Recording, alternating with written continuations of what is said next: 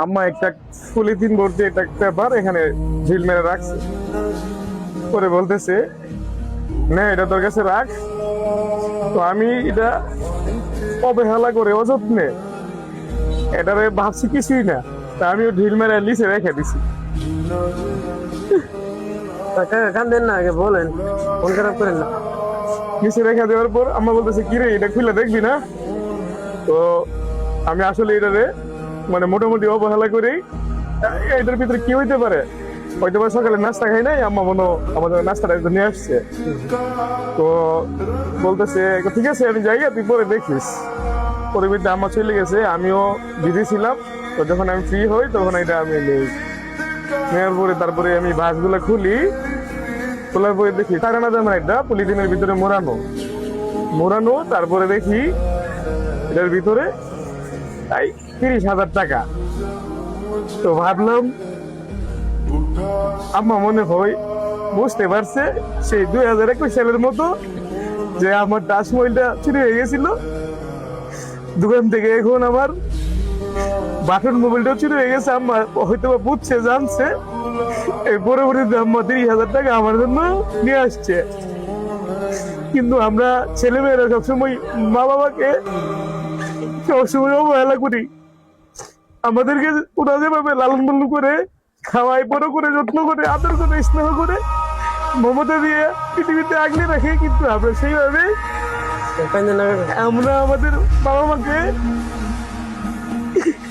সেইভাবে লালন পালন করতে পারি না, খাওয়াইতে পারি না, ভরণ পোষণ দিতে পারি না, ওষুধ পানি চিকিৎসা দিতে পারি না।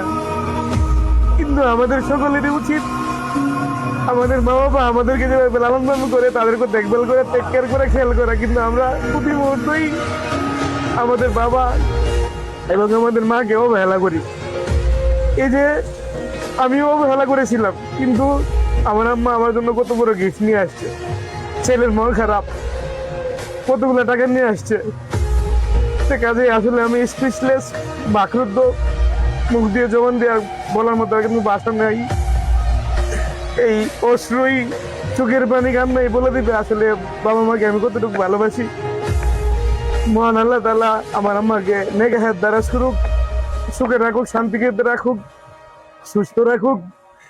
পাশাপাশি আল্লাহ যদি আমাকে হায়াত দারাজ করে পৃথিবীতে যদি আমার আম্মা চলে যায়, আমি আমার আম্মাকে আমি আমার বাবার মতো জানাজা দিতে চাই।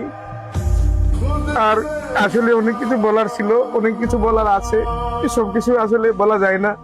একদিন সময় পেলে তোমাকে আরো বিস্তারিত বলবো। বাবা, তোমাকে কোনোদিনই বলতে পারি না আমি তোমাকে কতটুকু ভালোবাসি। তোমার জন্য কিছুই করতে পারি নাই, মুখটা আসলে অনেক হাহাকার করে। বাবা, তোমাকে আমি অনেক ভালোবাসি। আম্মা, তোমাকে অনেক ভালোবাসি আম্মা। তোমার হয়তো আমি কখনো বুঝাইতে পারি না ভাষা দিয়া, কোনো কথা দিয়া, কোনো লেখা দিয়া, কোনো কাব্য দিয়া আমি তোমাকে বুঝাতে পারি না। আসলে আম্মা আমি তোমাকে অনেক ভালোবাসি। তোমার মতো মা এই পৃথিবীতে সবার ঘরে ঘরে থাকা উচিত। কাকা কান্দেন না, মন খারাপ করেন না, দোয়া করেন দাদার জন্য।